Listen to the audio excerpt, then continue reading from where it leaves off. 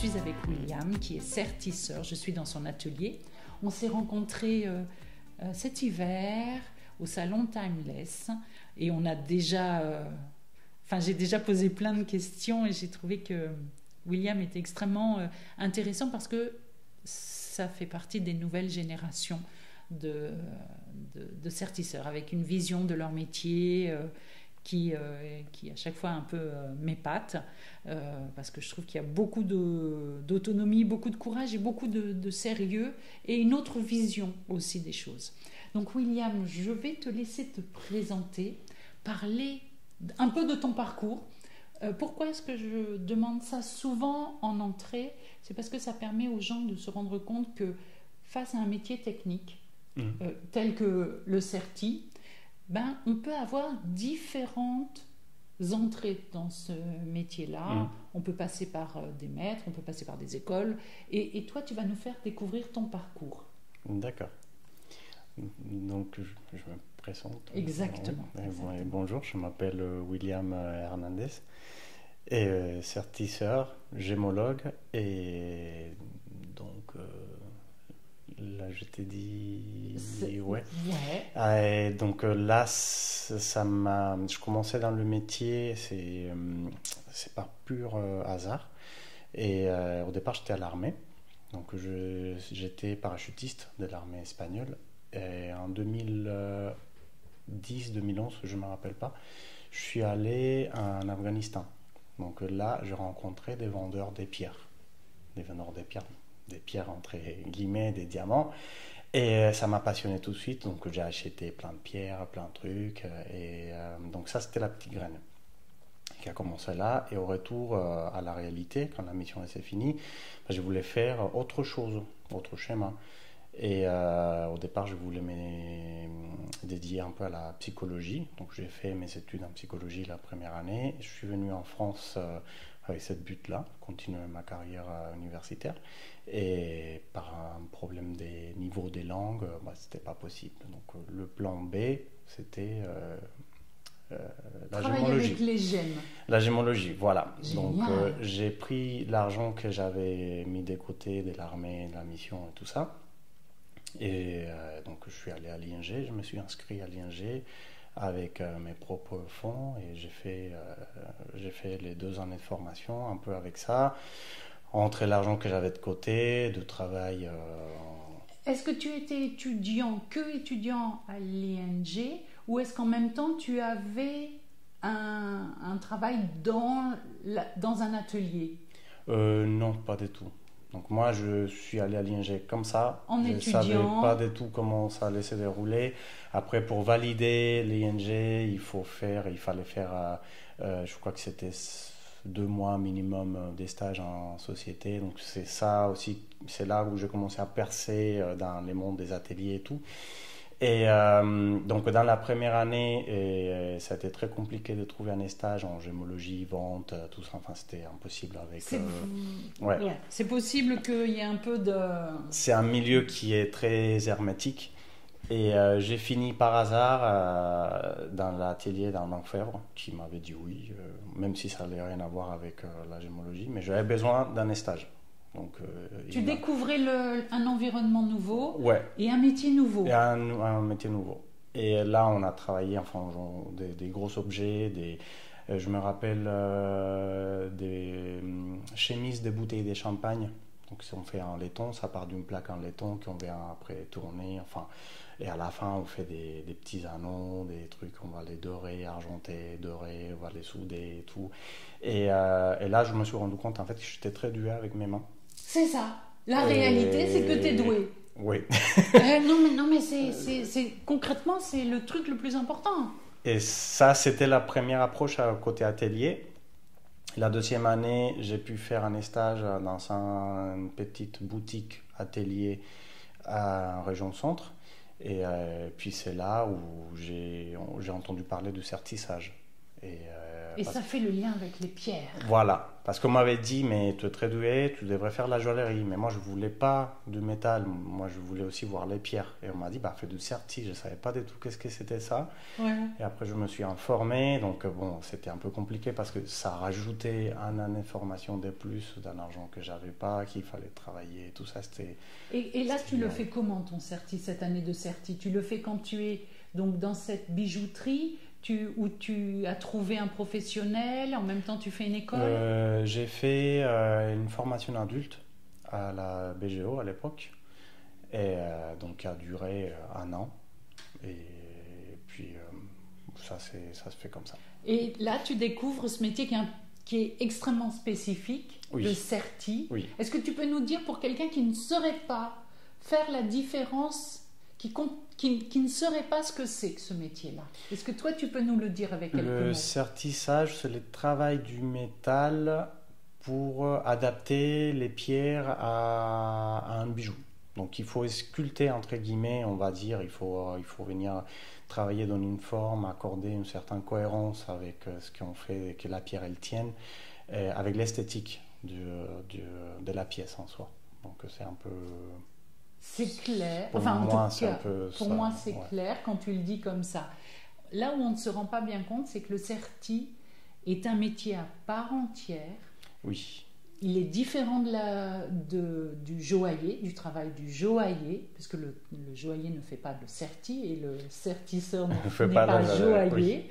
Ce sont deux voies différentes, mais qui par contre sont en collaboration non-stop. ah oui, ah oui, oui, ça... Et dans les ateliers, il n'y a pas toujours de certisseur. Oui. Donc, il y a eu sur Paris beaucoup d'ateliers de certi qui se sont créés, enfin depuis que le monde est monde, hein, que l'on travaille en joaillerie, parce que ça demande un savoir-faire pareil, particulier. En fait, le savoir-faire, il vient avec beaucoup de patience et la persistance, en fait, parce qu'il faut être très minutieux, il faut... Voilà, c'est Oui. ça. Il faut avoir de la dextérité C'est dans ça. la main. C'est ça. C'est ça. Il faut l'apprendre au cas où, parce qu'on n'est pas tous avec la même compétence. Mais c'est quelque chose de beaucoup de patience. Il faut aimer ce qu'on fait, il faut être très précis. Surtout parce qu'en certissage, quand on se loupe, souvent on ne peut pas faire... Si tu casses une pierre, tu casses... ouais, enfin, c'est une voilà. pierre, des fois c'est un diamant, des fois... Donc il y a des conséquences qui sont très pratiques. Hein, Oui, oui, tu peux oui. brûler même un diamant, des fois ça peut arriver, Oui. ça le rend noir. Tout de suite, ça implique des choses. Oui, donc il faut être très minutieux et surtout, ce qui va avec, c'est beaucoup de patience aussi avec ce qu'on fait. Toi, tu dirais quelle est la qualité que toi, parce que tu es maintenant tu as ton atelier, Oui. Et quelle est la qualité que tu demandes à la personne que tu vas recruter en tant que certisseur? À part ce que j'ai dit, beaucoup de patience, il faut aussi un peu aimer ce qu'on fait. Et on aime ce qu'on fait quand on donne un sens global à la pierre. Donc, ça veut dire, c'est pas juste mettre une pierre dans les trous et pousser les grains et quelque chose, parce que il faut que la pièce elle soit cohérente avec ce qu'on fait. Si on n'a pas cette vision globale de ce qu'on est en train de faire, en fait, c'est pas... Tu veux dire par là, William, qu'il faut mettre de l'esthétique dans le certi? C'est pas juste mettre une pierre dans un trou, Ah oui. recouvrir de métal, et basta, on passe à la suivante. Ah non, non, non. Dans ce que je fais, c'est pas du tout ça. Alors, pour préciser, c'est vrai que William fait des pièces assez exceptionnelles. Donc voilà, il y a de temps en temps des pièces. Tu fais pas... Parce que dans le certi, on peut faire du certi ce qu'on appelle au kilomètre. C'est-à-dire, c'est... Des pièces, des productions qu'il y a 100, 200 dans l'année. Après, il y a des autres... ce qu'on appelle la petite Ojo, qu'il y a peut-être une dizaine dans l'année ou 5 dans l'année. Après aussi, il y a la pièce unique. Donc, voilà. Oui. Donc toi, tu navigues dans un autre canal. Et donc, ce que tu demandes, c'est cette dextérité, mais en même temps, la perception que la personne doit avoir de son travail. C'est ça, ouais. Et ça, comment tu... Parce que Déjà de le dire avec des mots, c'est pas facile, Oui. William. Mais comment toi tu le trouves chez la personne? Ah bah ça se trouve pas chez tout le monde malheureusement. Et puis ça se voit en fait quand une personne elle cherche à comprendre en fait qu'est-ce qu'on est en train de faire plutôt que les faire directement et puis voilà c'est fait et puis c'est bon. D'accord. Donc qu'est-ce qu'on est en train de faire, pourquoi, comment j'ai fait, qu'est-ce que j'ai pas bien fait, comment je peux faire mieux l'autre fois, comment essayer d'éviter certaines erreurs, pourquoi ce qu'on a fait hier ça marche pas ce qu'on fait aujourd'hui.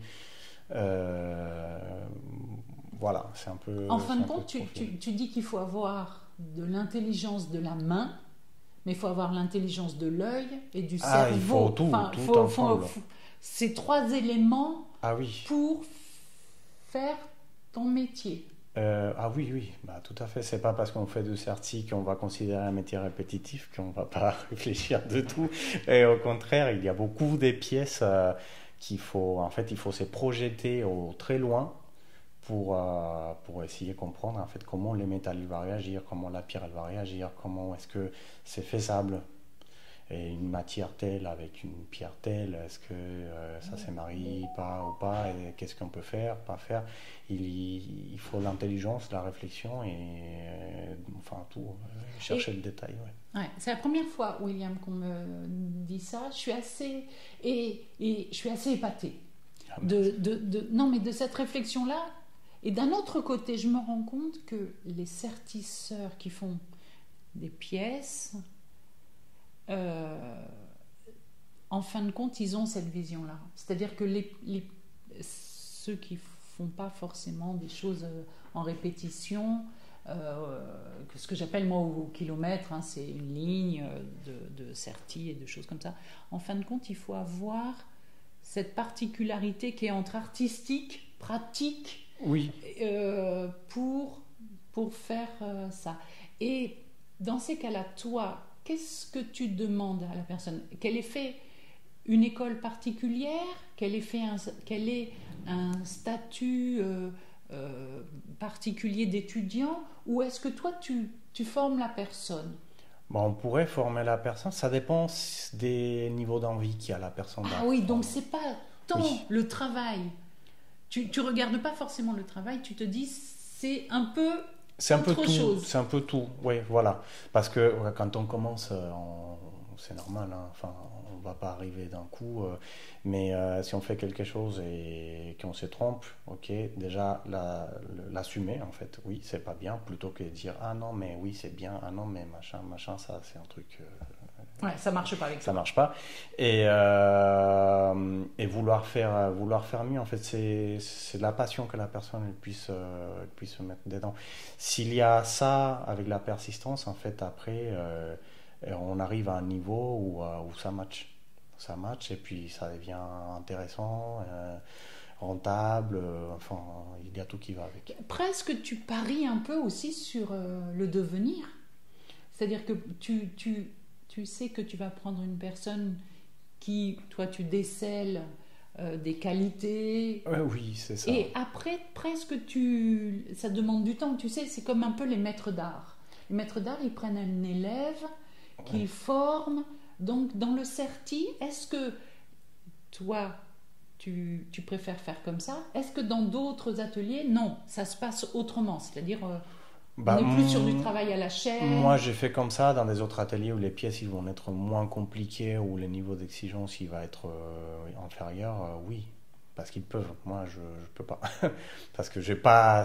Enfin, Ouais, ça nage répond pas à pas. ta demande. Je nage pas, voilà, dans ces eaux. Et si je fais ça, et bah, j'ai pas de travail. Donc, enfin. Ok, tu as adapté à ton savoir-faire, à ta façon et ta vision Oui. de ton certi, tu as adapté toute la demande et tout Oui. ton équipe répond à cette demande-là. C'est ça. En fin c'est de ça. compte, tu as fait comme ça. J'aimerais que l'on puisse parler un petit peu de comment fonctionne un atelier en certi. Il y a des choses qu'on ne sait pas bien. C'est-à-dire qu'un joaillier est en règle générale payé sur les 35 heures, 40 heures, bon, peu importe, mais à un taux horaire. Mhm. En certi, il y a une spécificité. Est-ce que tu peux nous dire un petit peu En certi, souvent, on va être payé un pourcentage de la tâche, on va dire, ce qu'on dit certi, payé à la pierre. Après aussi, avec le temps, on va développer des compétences qui vont permettre d'aller plus vite et gagner, on va dire, en performance et pouvoir avoir un salaire fixe des bases qui peut monter avec les temps, plus les surplus de travail qu'on fasse par rapport au pourcentage à la pierre qu'on va faire. Voilà. Parce que c'est vrai que c'est compliqué pour certains jeunes de s'imaginer. Moi, quand je vais dans un atelier, je sais que tous les sertisseurs ont leur petit carnet à côté et notent au quotidien le nombre de pierres qu'ils sertissent. Parce qu'à la fin du mois, ils sont payés par rapport à ce nombre de pierres. C'est ça. Oui. Et ça, c'est quelque chose qui est... On en parle assez peu. C'est peu reconnu parce que dans d'autres métiers, c'est un taux horaire, tandis que là, le certi a cette spécificité-là. Oui, en fait, c'est pour ça parce que c'est des vagues. Donc, on a des vagues, on va dire janvier, février, ça va être des mois qui vont être très creux. Et après, mars, avril, mai, juin, juillet, ça va monter, août, on part tous en vacances. Donc, c'est des vagues. Et pouvoir sortir de ça, c'est très compliqué pour une société, enfin, dans mon cas, une petite société. Et après, je comprends qu'il y a des gens que ça les fait peur, le fait d'être payé à la pierre. Il peut avoir aussi un autre, on va dire, rémunération et au mois ou à la journée plus basique. Mais il faut que ça se rattrape d'une façon ou d'une autre avec tous les hauts et les bas. Parce que c'est un métier où, entre guillemets, il y a quand même le fait de dire on travaille à la pierre. C'est pas que ça met une compétition, c'est pas le mot que je cherche qui est exact, mais ça met un niveau. C'est-à-dire que est-ce qu'un sertisseur qui serait plus lent pour toi ne ferait pas tant? Est-ce que tu as une exigence de tant de pierres? Moi, j'ai vu un atelier qui disait moi j'ai besoin d'un sertisseur qui fait tant de pierres par jour. En dessous de ça, il n'est pas rentable pour moi. Non, moi non, je marche pas tout à fait comme ça. Parce que je suis plus dans le qualitatif, donc ça veut dire que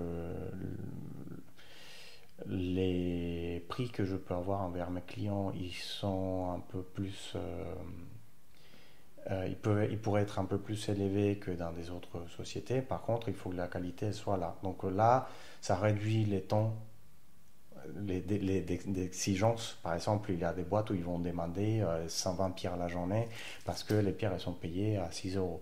Donc moi, c'est pas mon cas parce que mes pierres ne sont pas payées à 6 euros, elles sont payées beaucoup plus que ça. Et donc déjà, la personne n'est pas obligée à mettre 120 pierres à la journée et on peut descendre à 50, 60 la journée. Mais il faut que ça soit bien posé. D'un côté, il y a ça et de l'autre côté, comme je fais souvent la pièce unique, il y a des pièces où il n'y a pas de grains. Donc ça ne m'intéresse pas une personne qui pose 120 pierres à la journée, qui ne sait pas faire des calibrés, qui ne sait pas faire des centres, qui ne sait pas faire la pierre des couleurs, ça ne m'intéresse pas parce que d'un mois à l'autre, je peux avoir toute une collection en pierre fragile, émeraude, spessartite ou quoi qu'il soit, avec 0 grains et 3 mois après, je peux avoir une pièce avec 1200 grains, un pavage, quelque chose. Donc, voilà. Exigence de la pierre, c'est important, mais c'est pas ce qui fait... Non, pour toi, c'est pas fondamental. On n'est pas dans cette... Enfin, c'est pas... Le critère, c'est pas non plus ton analyse et c'est pas ton quotidien. Donc, voilà. Non. Ok. Non. Et est-ce que... Alors, pour aussi un peu préciser dans ce métier-là, il y a le certi pavage et il y a le certi qui est plus minutieux autour d'une pierre. Est-ce que tu peux nous expliquer un petit peu comment c'est concrètement, comment ça se passe? Je ne comprends pas très bien la question. Alors, dans le certi pavage, en règle générale, tu as une abondance de diamants sur une surface, sur une même superficie. Est-ce que ça fait partie des choses qui sont plus... C'est plus une demande, parce qu'on le voit en joaillerie. Par exemple, quand on va dans les vitrines, on voit beaucoup de pavage. Et je trouve qu'on en voit de plus en plus, même. Et des fois, ce côté tout blanc comme ça, on voit moins de pierres de centre, ou alors il y a du pavage plus des pierres de centre en plus notées. Toi, est-ce que tu fais du pavage aussi? En même temps, tu fais des choses qui sont plus traditionnelles? Traditionnelles, c'est avec une pierre de centre. Oui, ça dépend de la pièce. Ça peut être des pièces un peu, on va dire, simples. Ça peut, mais sinon, souvent, ça va être... quand on parle des pavages, c'est des pièces qui ont beaucoup de volume. Donc là, il faut suivre les volumes, suivre les formes, tout ça. Et puis après, sinon, il y a des mixtes pavages avec des griffes ou des dégradés de couleurs avec des chatons par-ci, par-là, quelque chose comme ça, des pierres fragiles qui vont être mélangées aussi. Parce que c'est vrai que dans la joaillerie, on voit sur la place beaucoup de pavages de diamants. Mais c'est vrai que quand les pierres de couleur sont dans les colliers, tu vois, un petit peu par exemple, je prends une idée de Dior qui met des petites fleurs, qui a un motif comme ça. Des petits florales. Voilà, un motif floral, il y a même des biches. Tu vois, donc il y a aussi une mixité du travail qui est fait. Oui. Et ça demande comment? Ça demande de la dextérité. C'est pareil, c'est un savoir qui fait partie de l'enseignement. Oui. Là, ça, ce type de choses, on va dire que on commence un peu les voir de plus en plus, enfin, en tout cas, dans mon atelier. Et là, je reviens au fait de la patience. En fait, la persistance, ça dépasse ce qu'on dit... j'ai oublié le mot. La patience. La persistance, ça dépasse le talent.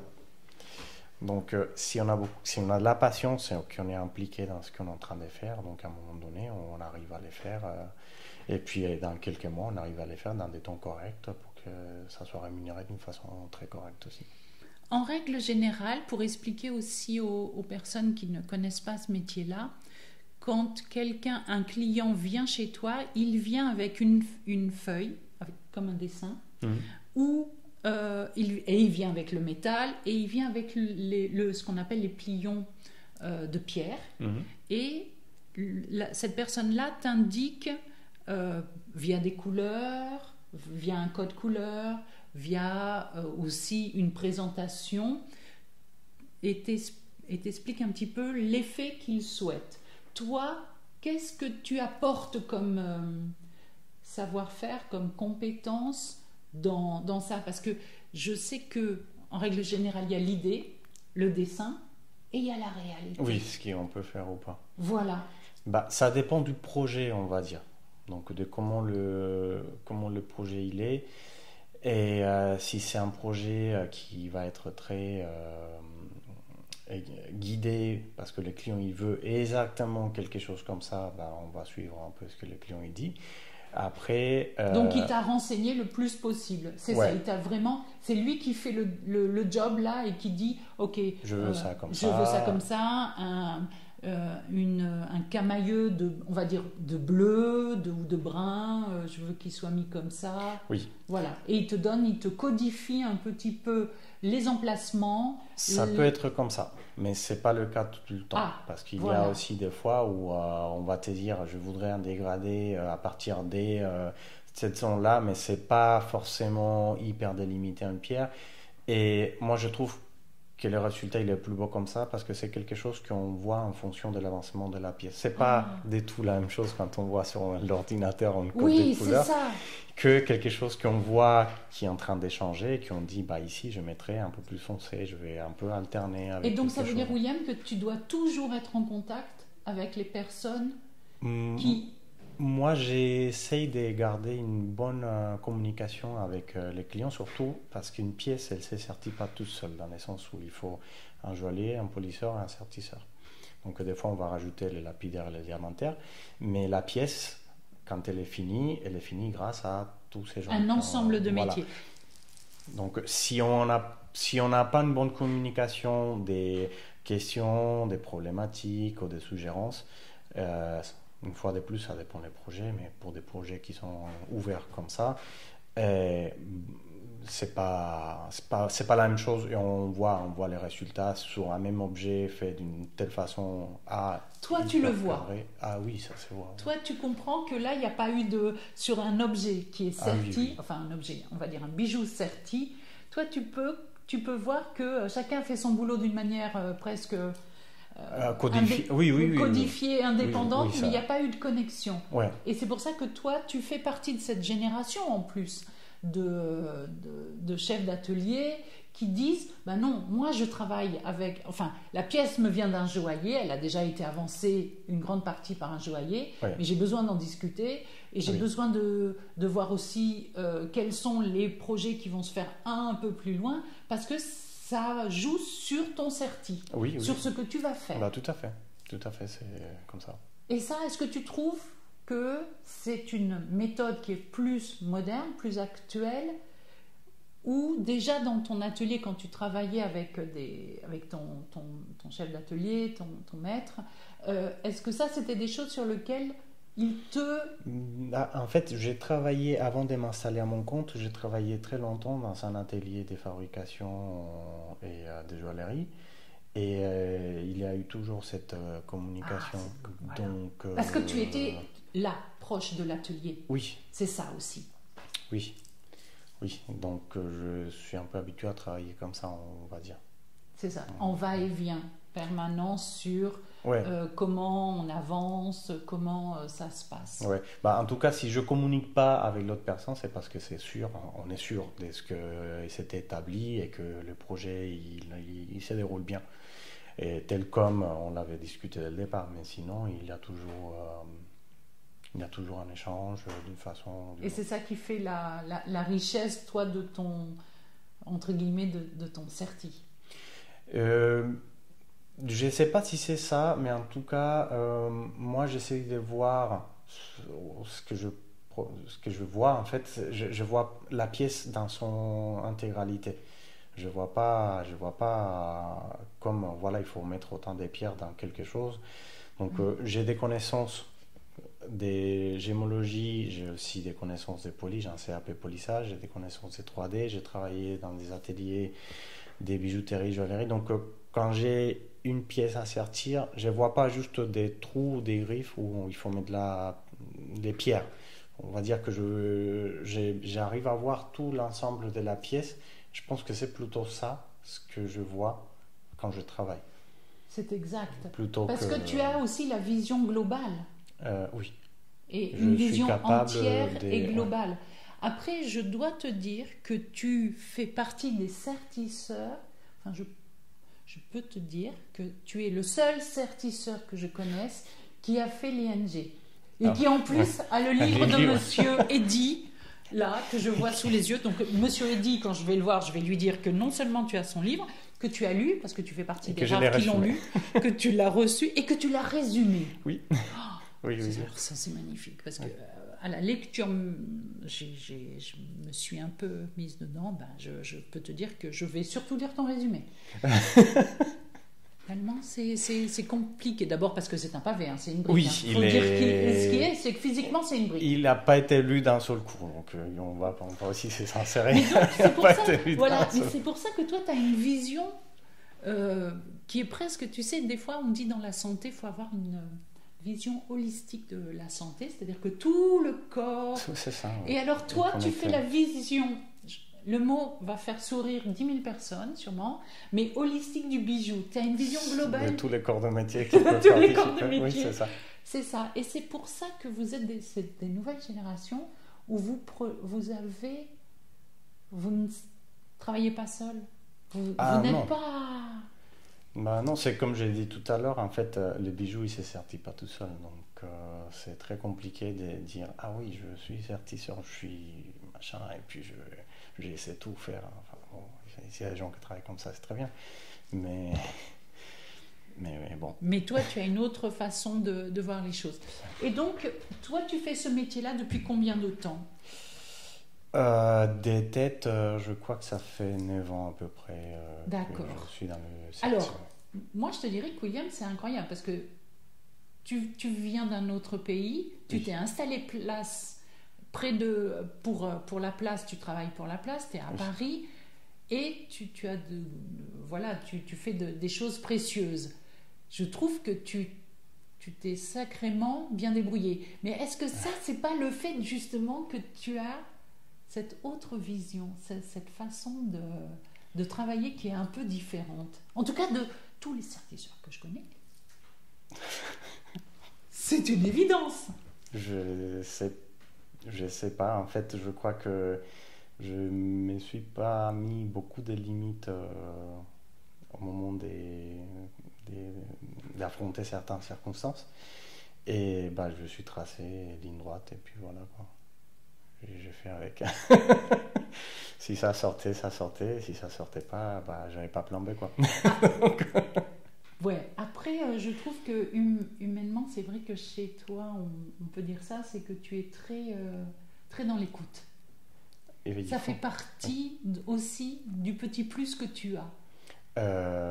Oui, enfin, il faut voir comment le projet il est réfléchi et il faut essayer d'adapter le mieux possible. Et si on n'écoute pas, on ne peut pas adapter en fait. Donc, je pense. Non, mais c'est vrai que dans des ateliers qui font des choses plus à la quantité, la personne reçoit des informations, reçoit un dessin et reçoit des ordres. Et le certi se fait. Bon an, mal an. Oui. Bon an, mal an. Non, mais l'idée, c'est qu'il y a eu, entre guillemets, il y a certains modèles de bijoux où le sertissage est presque devenu industriel. Oui, mais après... mais est-ce que toi, tu vois la différence, de ton point de vue, j'aimerais savoir, est-ce que tu vois la différence entre un serti qui est presque industriel et un serti où tu te dis, là, il y a une patte, là, il y a une signature? En fait, si on est dans un métier d'art, bon, ça veut dire c'est l'interprétation artistique de quelqu'un sur quelque chose. Donc ça se voit tout de suite. Donc s'il n'y a pas quelqu'un pour interpréter, on va dire pour faire les liens entre les yeux et les oreilles, on va dire, donc oui, il y a beaucoup de différences entre des produits à la chaîne, comme on peut dire, quelque chose qui... Parce que des fois, même les ronds sont pas bien positionnés, enfin un rond pas bien positionné, mais les griffes sont pas bien équilibrées. Oui, ou les proportions, elles sont pas bien faites. Oui. Voilà. Oui. Après, il faut regarder peut-être à la loupe, mais toi, ce genre de choses, ça te parle. Et je souhaiterais aussi que tu me dises une chose que dans l'atelier dans lequel je travaillais, et cette phrase-là, elle m'a toujours épatée. Je voudrais que tu me dises, parce que je pense que tu vas la comprendre, c'est quand j'amenais au chef d'atelier un produit qui avait été serti dans un atelier, il était capable de me dire si 2 sertisseurs avaient travaillé dessus... ça se voit tout de suite. Ouais, ça vraiment? Se voit tout de suite. Oui. Ça se voit tout de suite. Alors ça, et moi, il faut vraiment une bonne entente entre ces 2 personnes pour que ça ne se voit pas. Ça peut arriver que 2 personnes ils travaillent sur une même pièce et que ça ne se voit pas, mais il faut vraiment que ça matche, mais ça se voit tout de suite. Et toi, même, tu le vois tout... Enfin, évidemment. Oui. Donc, c'est une réalité. Quand il me disait, Anne, ça ne me va pas, parce que là, il y a 2 personnes qui ont...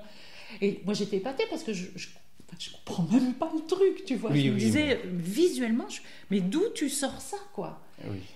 Et véritablement, tu me confirmes que toi, tu peux le voir. Oui, ça peut se voir...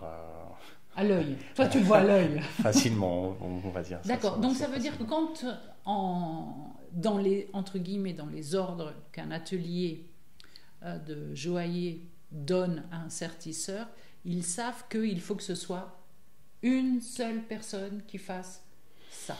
Je ne sais pas si forcément une seule personne, mais il faut se mettre d'accord en fait. Donc soit donner X choses, X tâches, sur une grosse pièce, une seule personne ne peut pas s'occuper parce que... Oui, il y a des pavages des fois qui sont énormes. Oui, voilà. Tu vois, les colliers pavage, je ne sais plus machin. combien des mille pierres. Ouais. Enfin, à un moment donné, on peut devenir un peu fou. Mais il faut suivre, il faut donner un suivi à ce que les gens ils sont en train de faire. Et puis aussi mettre d'accord les deux personnes pour qu'ils fassent la même chose. Donc ça peut se faire, ça peut se faire.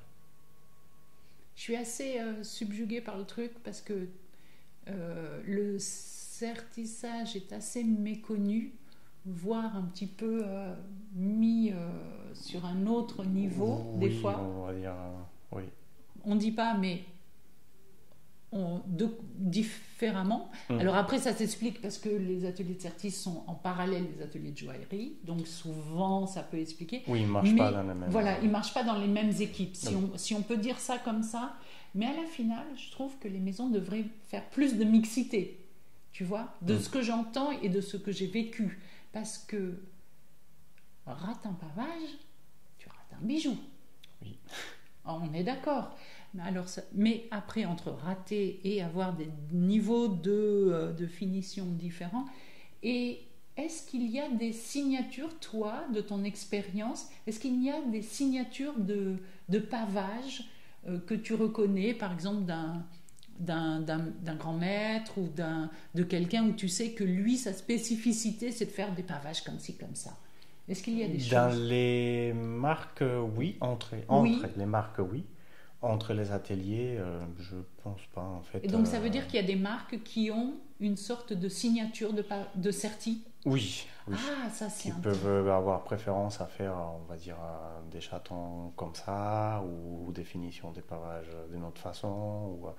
Ça, oui, ça fait partie un peu de leur ADN, on va dire. C'est pour ça que certaines fois, même dans les pierres de centre avec du certi-griffe, il y a, par exemple, moi, j'ai un peu de mal avec certaines griffes. Est-ce que ça, c'est des choses où vous apprenez, vous, à... Parce qu'il y a des griffes qui sont extrêmement comme pointues, Oui. ou comme arrondies, Oui. ou tu vois, des choses comme ça. Oui. Et de mon regard extérieur, des fois, je trouve que tu as des marques qui ont des certis très identifiables. Oui.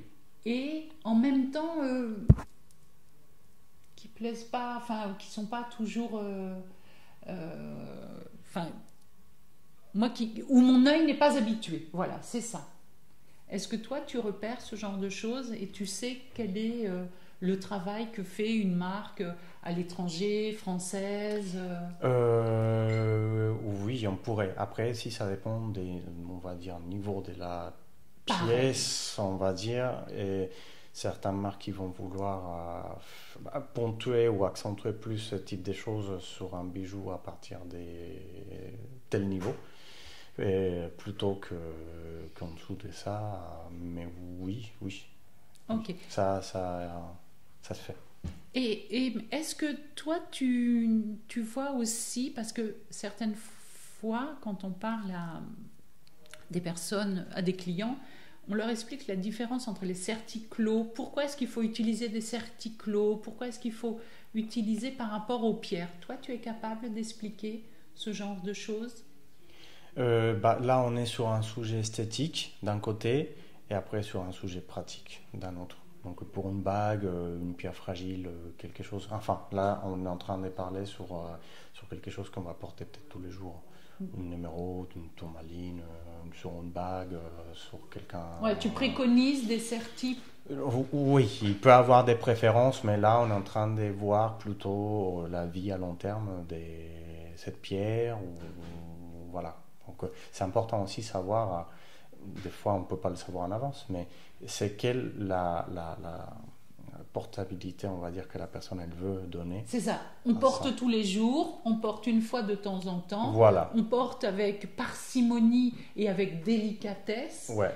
Et dans ces cas-là, souvent je dis, moi j'ai une expression, je ne porte que les bijoux qui me suivent dans ma vie. C'est-à-dire que, tu vois, je mets la main dans le sac et il faut que je tire mes clés. Je ne vais pas porter quelque chose de fragile. Oui. Parce que je sais qu'une clé que je vais rencontrer peut abîmer une pierre. Oui. Ou je fais du vélo, ou je fais de la moto, ou je fais d'autres choses. Je ne porte pas Oui. n'importe, tu vois. Il faut Donc pouvoir, voilà, il faut adapter entre guillemets. Si on peut, oui. Après, des fois, on rentre dans les sujets esthétiques que la personne ne veut pas. Dans ce cas-là, il faut que la personne qui les porte il soit consciente que ce qu'il porte, c'est vraiment fragile. Parce que même si c'est du métal, bah, c'est pas de l'alliage aérospatial. Et que bah, ça peut se plier, ça a une Et vie, puis, ça se use aussi. Donc, voilà. et la spécificité aussi que tu as toi, c'est ce côté gémologue. Parce que Oui. tu es capable, parce qu'on a eu une discussion avant d'ouvrir le micro, on a eu une discussion sur la gémologie. Ton niveau, il est quand même assez balèze. Tu es Merci. capable de parler, tu vois, de choses et de préconiser, de dire là, sur cette pierre-là, le Bah, certi, il faut l'adapter. Des fois, je peux même voir où la pierre elle peut casser. Ah oui. Oui. Et puis si la personne me dit non, mais vas-y, continue, bah finalement la pierre elle s'est cassée là, pour en dire. Donc on voit les plans de clivage, les inclusions que la pierre peut avoir. Enfin, comme j'ai fait la formation de l'émologie sur certains émeraudes, s'il y a des lots ou pas dedans, enfin c'est des choses que les gens ils vont pas faire attention. Si la pierre elle est huilée ou pas, si l'émeraude elle était huilée ou pas. Des fois, Et ça demande un soin particulier, ça. oui, la problématique, c'est que des fois, il y a des émeraudes qui sont très givreuses. Avec l'huilage, on ne le voit pas. Bah, on est obligé à passer à l'alcool. Et quand la personne les récupère, ah bah, ça change de couleur. Donc, Ça t'est arrivé, ça? oui, ça m'est arrivé. Oh, mazette. Donc, ah non, mais je ne comprends pas parce que l'émeraude, elle n'était pas huilée. Je dis oui, 95% des émeraudes, elles sont huilées. Donc, Elles sortent déjà à peine des lamines mines avant qu'elles prennent le train, le bateau, l'avion, Et le elles machin, ont sont huilées. C'est ça. Donc, voilà, ces genres de choses, ça m'aide beaucoup.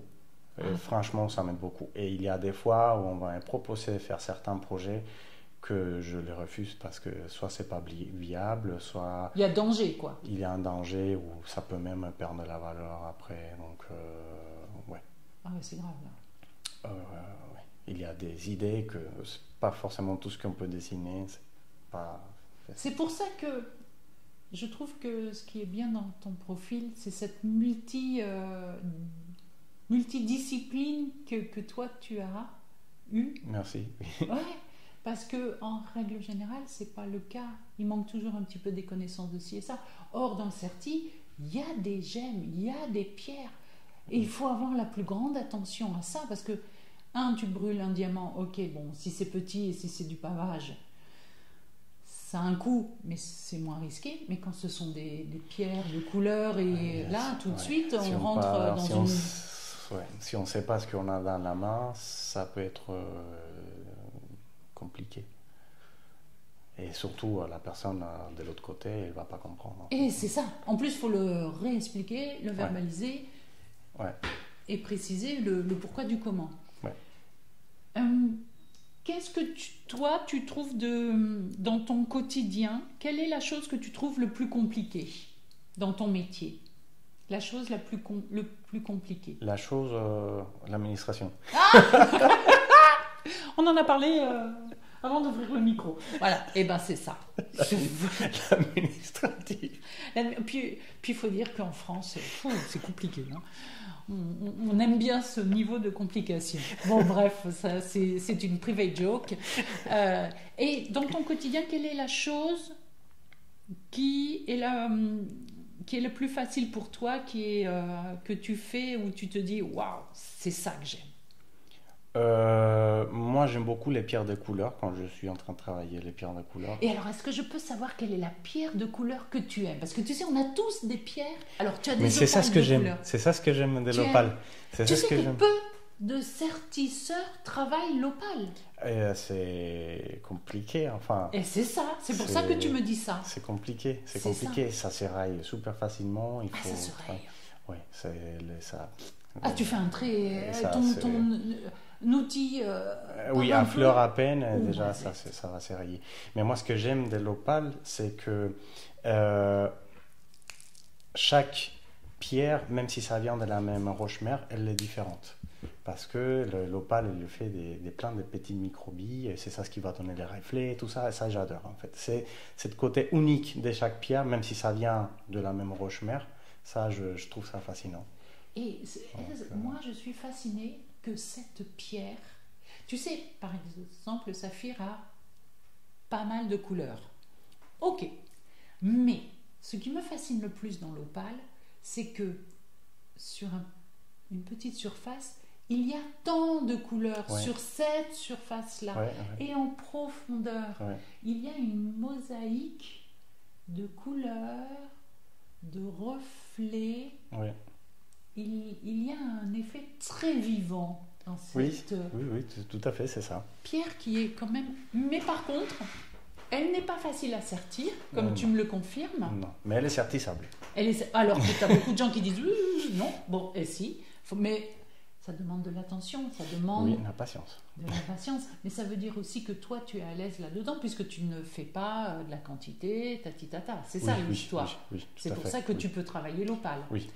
Et en même temps, l'opale, elle n'est pas facile parce que elle détient toutes les couleurs. Alors, quand tu la mets avec d'autres gemmes, il faut la savoir. Faut savoir travailler cette palette de couleurs-là. Tu vois ? Oui. C'est pas non plus le truc, faut avoir l'œil. Dans les gemmes, des fois, l'œil... C'est pas une pierre qui colle avec tout, et en plus, c'est pas une pierre qui... C'est pas pareil si on va porter une opale dans la journée que dans la soirée, avec quoi elle a été mélangée dans la parure, enfin dans le collier, béo, bague ou quoi qu'il soit. Donc, je pense qu'elle est difficile, enfin pas difficile, mais c'est pas si facile d'adapter à un objet comme un saphir ou... C'est ça, c'est pas la pierre la plus facile à monter. Non, oui. Et d'ailleurs, souvent, elle est soit solo, en certiclo. Souvent, je la vois un peu comme... On peut mettre des sauts dans des griffes. Des griffes, aussi, tu vois ça avec des griffes. Ou, alors, après, si, la seule créatrice, moi, qui je trouve gère l'opale comme personne, c'est Dior, tu vois, en joaillerie. Cette créatrice-là, elle est Victoire, elle gère un truc de dingue avec son panel de couleurs, de formes. Elle arrive même à mettre des formes de la couleur sur quelque chose qui est très identifiable. C'est de très belles créations. C'est ça. Mais c'est vrai que c'est la pierre, souvent, dans le sertissage, elle est mal aimée. Oui, enfin, ça se comprend. Et voilà, on se comprend. Mais ça revient... Elle est difficile à sertir, enfin, il faut un certain niveau, et elle est aussi, on va dire, difficile à porter, donc je comprends. Et alors, qu'est-ce que tu... moi aussi, il y a des fois, je vois pas mal les pierres comme turquoise, malachite, pareil, utilisées en serti. On peut, ça c'est serti, et c'est un peu la même chose. Il faut développer le niveau pour les faire, et patience. Après, donc ça veut dire la minutie, la patience et la minutie. Oui. Est-ce que, me vient l'idée, est-ce que tu travailles que l'or, ou est-ce que, par exemple, j'ai rencontré différents joailliers qui travaillent l'aluminium, le pour le moment, j'ai pas fait titane, mais parce que dans le serti, ça doit pas avoir la même réaction. Ah non, mais même dans l'or, quand on passe de l'or jaune à l'or rouge. Alors ça, explique-moi, parce que il y a une différence de ressenti pour toi. Énorme. Là, j'apprends énorme. C'est pas du tout la même chose. Le rouge, il est super cassant, il va pas bouger.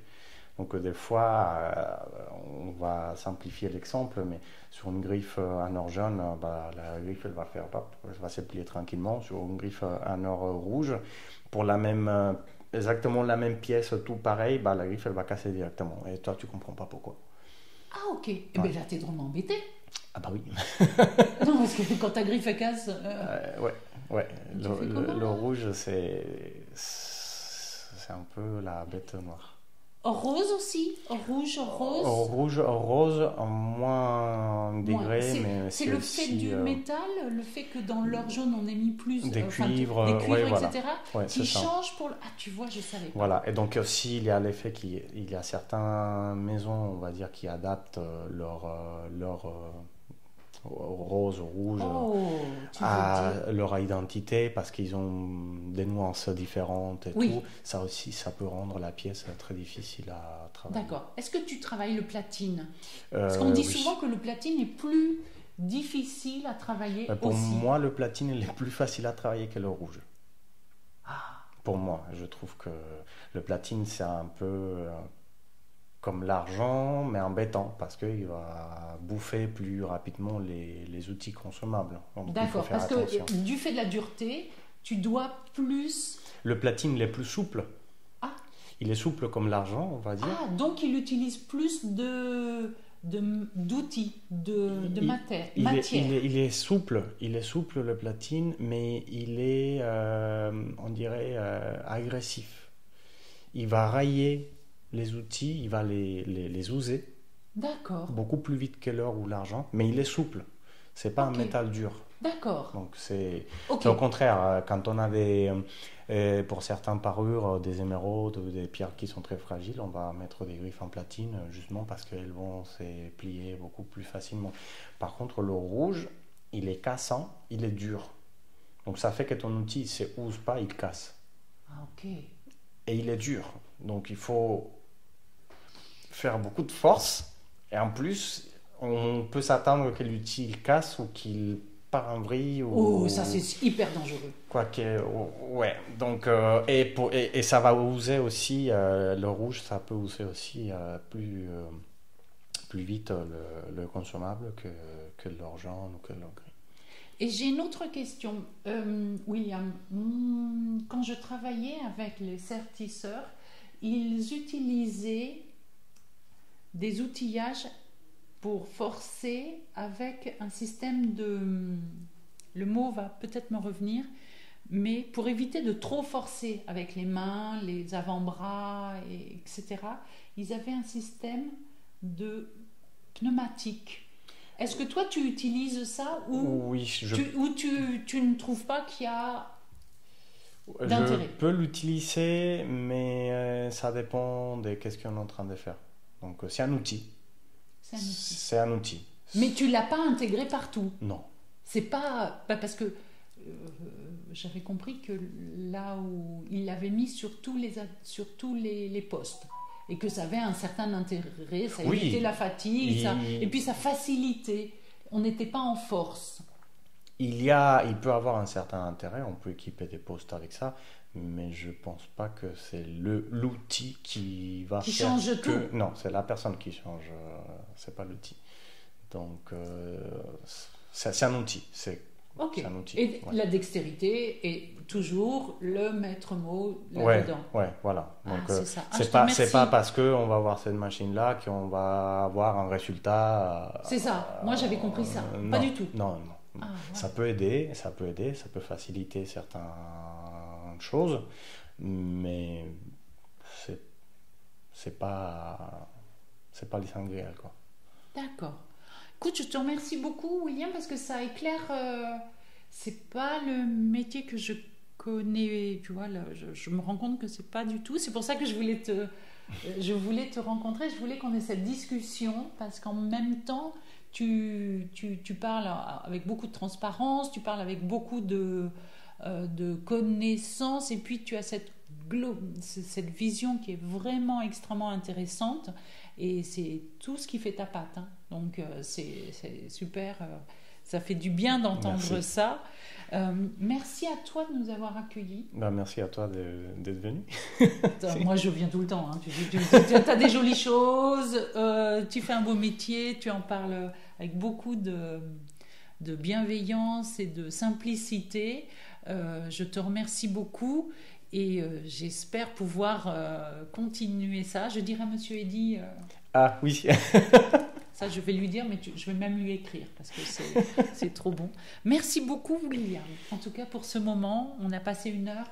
Moi, j'ai pas vu le temps passer. à moi non Et j'ai plus, appris plein de ouais. choses.